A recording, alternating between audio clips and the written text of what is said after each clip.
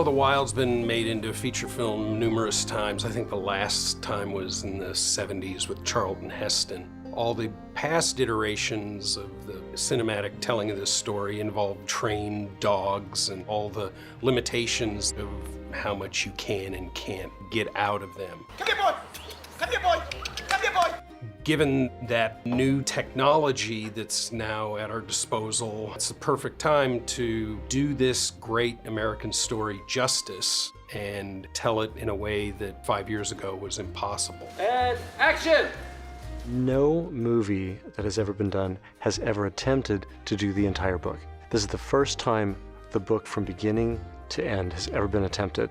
And one of the reasons we're able to actually attempt that is that now we can animate all the animal characters. We could go. I have seen some of the versions, and there's not necessarily a lot of Buck in those versions. And it's easy to see why. It's not really a very easy story to tell because there's a lot of nuance with these animals. But now live action actors give us the ability to use animation systems to have the animals act on cue. Back. Move. We're able to even go beyond that to giving these characters a real character. I don't think he's gonna move. We can direct these characters like you would direct any other actor. You start on the ground and pop up. That ability, there's Buck now. Yeah, that was unique. We originally started building dogs, and pretty quickly we realized that though they looked good, they just didn't seem 100% believable. At that point, we went out and started casting dogs. We started having open auditions for people to bring in their dogs, and we started picking out dogs that we would actually send in for scanning. Once they were scanned, we could go back in and do all the rigging that we would normally do, but we would have a real solid look for them, a believable look. The idea behind this whole thing is that, per the story, dogs were begged, borrowed, stolen, and so you ended up with this real hodgepodge of dogs. And if you look at some of the photographs of sled teams from that time period, they really are a strange collection of dogs. You'll see Great Danes and you'll see Shepherds and all sorts of things. We even had a Bernese Mountain Dog come on set for lighting reference. Buck.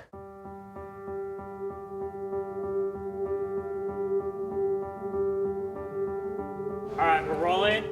The motion capture we're doing with the 5 dogs yesterday and today is because at this point we're really building a motion library. Animating quadrupeds is, not surprisingly, twice as involved as animating bipeds. So even simple walk cycles and run cycles for dogs, it's a lot of work to get a believable run cycle, and that's one of the things that we get sort of free of charge out of the motion capture. All the generic motion that is really hard to do believably through traditional animation means. These motion capture sessions will, in the initial phase, begin to create dog and wolf motion that we will use both in previs, and it will also carry over into final animation.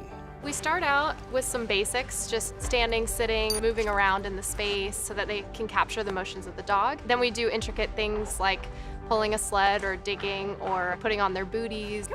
They get to have a really good time. So just like a dog digs in the backyard, we bridge that into a behavior. So you can just see by the way they're wagging their tail, having a blast, jumping for a toy. We get to be closer to them in motion capture, so we can play with them, we can use fun things to make the behavior a really enjoyable time for them.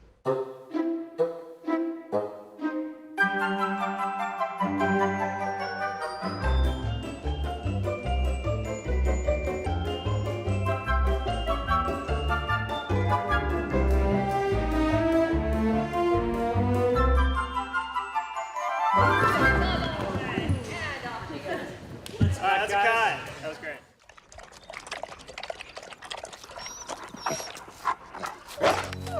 Some particular dogs, when they are even barking excitedly, look really mean. That's kind of what we've done for the Spitz characters. We take a Malinois, which has a pretty big toothy bark that looks to the unknowing eye maybe really mean. And then we use that toy to sort of get that big bark and then let him have it and play with it, and that's his reward. And so that's how we kind of make the fun, exciting thing look really mean and scary.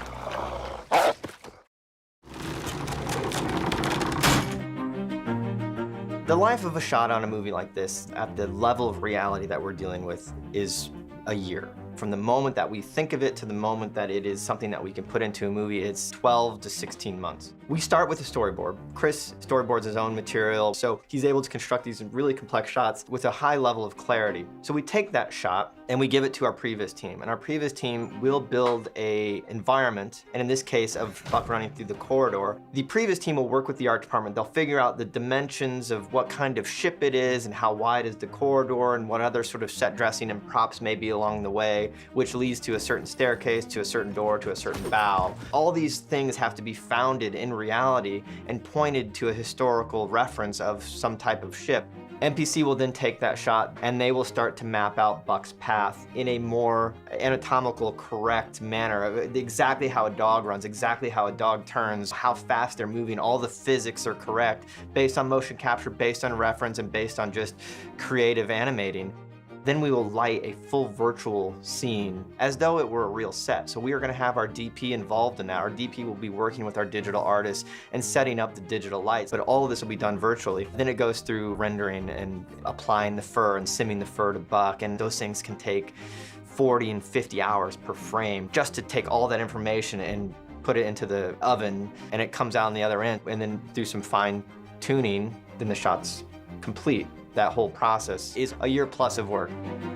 Playback on Chris's one? Yeah, let's take a look.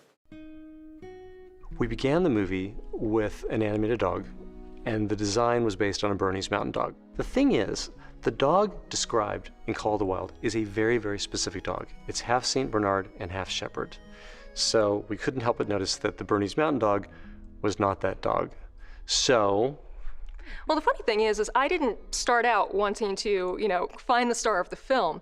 I see a dog that's listed as a cross between like a Scotch Collie and a Saint Bernard. And the kicker was that the shelter had named him Buckley. We met Buck and it was just love at first sight. Drove him right to the set, walked him on set, and everybody immediately responded to him. He was so expressive. And so the minute the animators saw him, they're like, we could totally work with this. And he is the identical dog in the movie. This is a classic story that we now have more tools than ever that are going to let us be able to get that story to the screen for the very first time, the way it was really meant to be seen. We're fortunate enough to take advantage of all the technology and capability of the modern filmmaking process, where we have total control over these characters and their performance and action, and that's phenomenal.